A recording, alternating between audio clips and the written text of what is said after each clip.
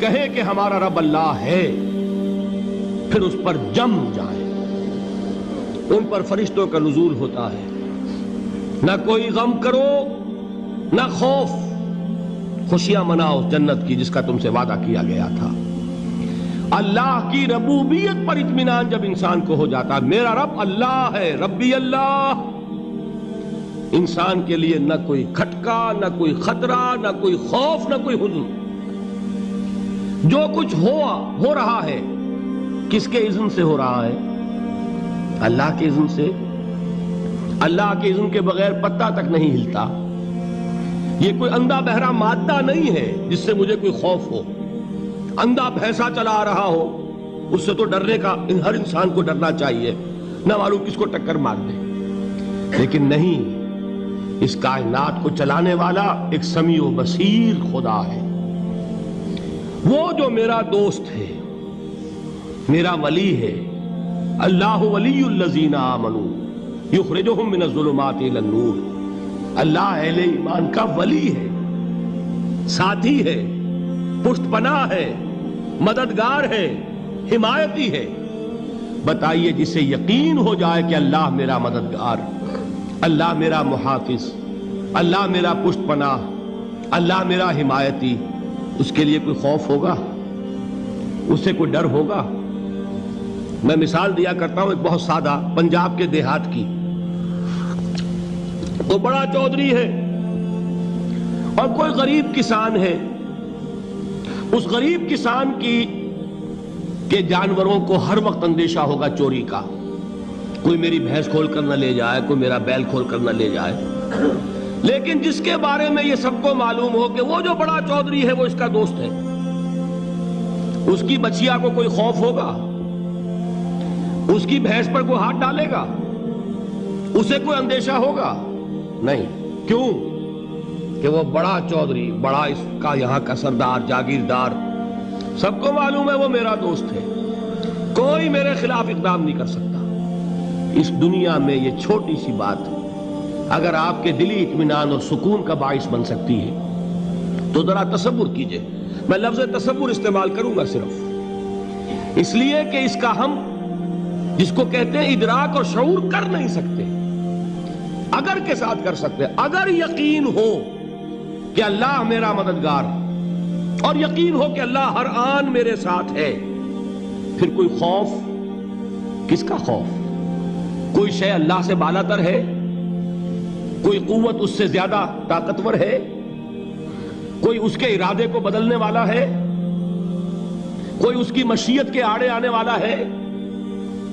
یہی بات ہے جو حضور نے فرمائی۔ یہ ایمان کا حاصل ہے لب لباب، کہ دیکھو اچھی طرح اس بات کو ذہن نشین کر لو، اگر تمام انسان مل کر تمہیں کوئی نقصان پہنچانا چاہے نہیں پہنچا سکتے، مگر جو کچھ اللہ نے لکھ دیا ہو، اور تمام انسان مل کر تمہیں کوئی نفع پہنچانا چاہے نہیں پہنچا سکتے، مگر وہ شے جو اللہ نے طے کر دی۔ آپ پھر میں کہوں گا ذرا طاری کیجئے، اسے فرض کیجئے، اسے سوچئے۔ اگر اس حدیث پر ہمارا دل ٹھکا ہوا ہو تو کسی سے ڈر ہوگا؟ یہ مجھے نقصان نہ پہنچا دے، یہ میری رپورٹ خراب نہ کر دے، یہ میری انکریمنٹ نہ رکوا دے، یہ میرا یہ نہ بگاڑ دے، یہ میرے یہ نقصان نہ پہنچا دے۔ اس کا ڈر، اس کا ڈر، اس کا خوف، اس کی خوشامد، اس کے لیے جا کر طرح طرح سے اپنی عزت نفس کو ذلیل کروانا اس کے سامنے، یہ سب کچھ کیوں کرتا ہے انسان؟ جب سمجھتا ہے کہ اس کے ہاتھ میں میرا کوئی نفع ہے، اس کے ہاتھ میں میرے لیے کوئی ضرر ہے، یہ مجھے کوئی غضب پہنچا سکتا ہے، یہ مجھے کوئی نقصان پہنچا سکتا ہے، یہ میرا کوئی کام بنا سکتا ہے، یہ میری کوئی ضرورت پوری کر سکتا ہے، اسی کا نام شرک ہے۔ جہاں آپ نے یہ سمجھا کہ غیر اللہ کے اندر کوئی طاقت موجود ہے، وہی شرک ہے۔ بتوں سے تجھ کو امیدیں، خدا سے نومیدی، مجھے بتا تو صحیح اور کافری کیا ہے؟ شرک تو یہ ہے۔ جس پر بھی تمہیں یہ خیال ہے، کلمہ ہے یہ کلمہ سوم، لا حول ولا قوت الا باللہ، ذرا اس پر دل کو کبھی اگر آپ تصور کریں، پھر فرض کریں، دل ٹھک جائے اس پر، کوئی طاقت نہیں۔ یہی بات تھی جو شیخ عبد القادر جیلانی رحمۃ اللہ علیہ نے اپنی وصیت میں اپنے بچے سے کہی. 11ویں دینے والے ہیں، لیکن حضرت شیخ عبد القادر جیلانی کی وصیت اور تعلیمات کو کتنے لوگ ہیں تو جانتے ہو؟ یہ جن مقامات تک پہنچے ہیں وہ کس چیز کی بدولت پہنچے ہیں؟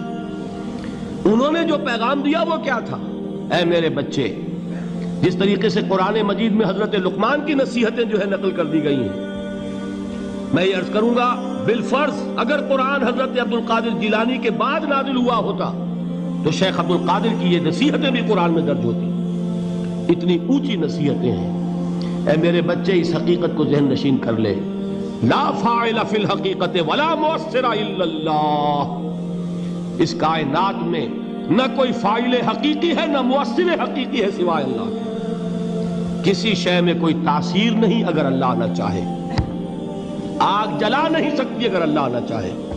پانی ڈبو نہیں سکتا اگر اللہ نہ چاہے. زہر ہلاک نہیں کر سکتا اگر اللہ نہ چاہے. کوئی چیز فائدہ نہیں پہنچا سکتی اگر اللہ نہ چاہے. تو در در پہ کیوں سر جھکاتے ہو؟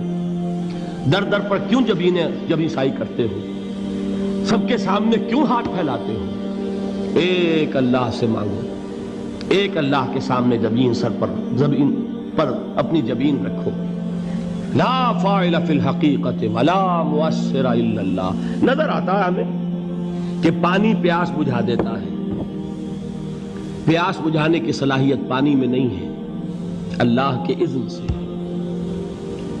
کھانا بھوک مٹا دیتا ہے، بھوک مٹانے کی صلاحیت کھانے میں نہیں ہے، اذن رب میں. دیکھیے یہی یقین تھا. حضرت موسیٰ علیہ السلام کا واقعہ یاد کیجئے.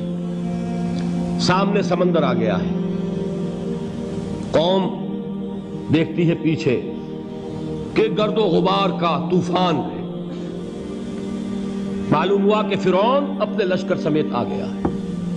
لشکر جب چلتا تھا تیز رفتاری کے ساتھ تو گرد و غبار کا جو طوفان اٹھتا تھا اس کا تصور کیجئے. اور لمحہ بلمحہ وہ قریب آ رہا ہے. پوری قوم نے کیا کہا؟ اے موسیٰ انا لمدرکون، اے موسیٰ ہم کو پکڑے گئے. قرآن مجید نے تو یہاں وہ باتیں نہیں لکھی ہے، لیکن تورات میں یہ درج ہے کہ بنی اسرائیل جھگڑنے لگے، دست و گریبان ہو گئے موسیٰ کے ساتھ.